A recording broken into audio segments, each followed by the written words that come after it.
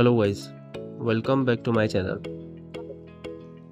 आज हम बात करेंगे सिरप कोल्ड वाइन के बारे में, जो बच्चों में होने वाले कफ, कोल्ड व फीवर में यूज़ की जाती है।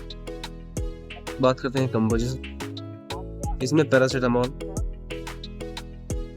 फेनाइलएफ्राइन, क्लोरफेनेरामाइल मेलेट जैसे कारगर सोर्स देखने को मिलते हैं। बात करते हैं इसकी डोजेस की। जो डॉक्टर द्वारा प्रिस्क्राइब किया जाए उसी के तहत बच्चे को इसकी डोज दें।